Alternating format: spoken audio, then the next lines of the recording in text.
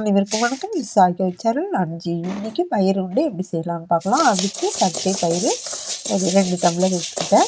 அதில் இந்த பச்சை வாசனை போட்டதுக்காக நல்லா வறுத்து எடுத்துக்கணும். வறுத்து எடுத்து ஒரு பாத்திரத்தில் போட்டு அது தண்ணி பிடிச்சி நல்லா கழுவி எடுத்துக்கலாம்.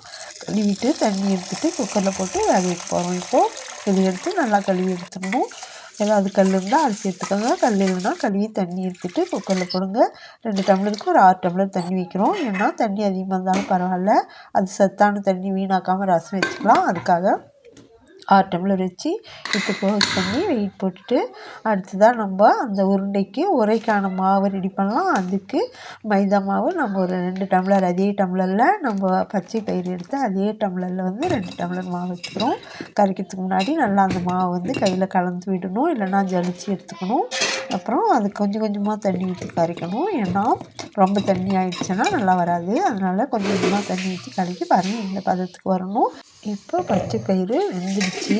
அதாவது ஒரு விசில் வந்துடுச்சு. ஒரு விசில் வந்தால் போதும், அதிகமாக விடக்கூடாது. அப்புறமா குழன்னு வந்துடும், அப்புறம் உருண்டை பிடிக்க வராது அது. அதனால் பாருங்கள் எடுத்து தண்ணி வடித்து வச்சாச்சு. இது ரசம் செய்யறதுக்காக வச்சுக்கலாம். நம்ம பாருங்கள் வடிச்சுட்டு இந்த பச்சை பயிரை ஒரு பெரிய தட்டில் கொட்டி நல்லா ஆற விடணும். ஆறிட்டப்புறம் தான் நம்ம மிக்சியில் போட்டு அரைக்க போகிறோம். அதனால் நல்லா ஆற வச்சுக்கோங்க. இது கைப்பொருக்கு ஆறிட்டப்புறம் கையில் எடுத்து பார்த்தா பாருங்கள் இந்த பதத்துக்கு இருக்கணும். ரொம்ப வேகக்கூடாது. அப்போ தான் வெல்லம் போட்டு அரைக்கிறதுக்கு கரெக்டான பதத்துக்கு வரும்.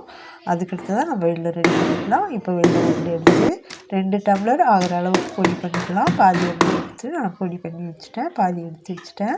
பாருங்கள் 2 டம்ளர், அதே டம்ளரில் 2 டம்ளர் எடுத்தாச்சு. இப்போது பருப்பு போட்டு அரைச்சின்னு அதுக்கப்புறம் வெல்லம் போடலாம். முதல்ல போட்டால் நல்லா பருப்பு அரையாது. அதனால் இப்போ எல்லாத்தையும் அரைச்சி போட்டாச்சு. கடைசியாக போட்டது கொஞ்சம் குழன்னு இருக்குது, அதிகமாக வெல்லம் போட்டதுனால. இருந்தாலும் வெல்லம் சமமாக எடுத்ததுனால குழன்னு ஆகிடாது. எல்லாத்தையும் போட்டு நல்லா கலந்துடணும். அதில் ஏலக்காய் பொடி கொஞ்சம் இடித்து போட்டுட்டேன். நான் எல்லாத்தையும் நல்லா கலந்து விட்டுட்டா அந்த குழப்பெல்லாம் சரியாயிடும். ஏன்னா முதல்ல கொஞ்சம் வரன்னு இருந்தது, இப்போ சரியாயிடுச்சு. எல்லாத்தையும் போட்டு கலந்துட்டா சரியாயிடும். இப்போ உருண்டை பிடிச்சி வச்சாச்சு. ஒரு 40-50 உருண்டை வந்துருக்குது. இப்போது வானலியில் எண்ணெய் ஊற்றி காய விடலாம். அதுக்கு முன்னாடி தேவையானதெல்லாம் எடுத்து வச்சுக்கணும். எண்ணெய் காஞ்சிட்ருக்குது. இப்போது நம்ம பிடிச்ச பச்சை பயிறு உருண்டைகளை எடுத்து அந்த மாவுக்குள்ளே போட்டு ஒவ்வொன்றுத்தையும் நல்லா முழுசாக அந்த மாவில் துவச்சி எடுத்து அந்த எண்ணெய்க்குள்ளே போடுறோம். நல்லா வேக விடணும். கையை கழுவிட்டு அந்த இதை எடுத்து நல்லா திருப்பி விட்டுடலாம். நல்லா வேகணும். கொஞ்சம் நேரம் நல்லா வேக விட்டுட்டு அதுக்கப்புறம் எடுத்து கொஞ்சம் கொஞ்சமாக தட்டில் போட்டுக்கலாம். பாருங்கள் இதே மாதிரி எல்லாத்தையுமே எடுத்து போட்டாச்சு. இப்போ ஃபைனலாக கடைசியானது பாருங்கள் எல்லாத்தையும் எடுத்து போட்டுட்டேன்.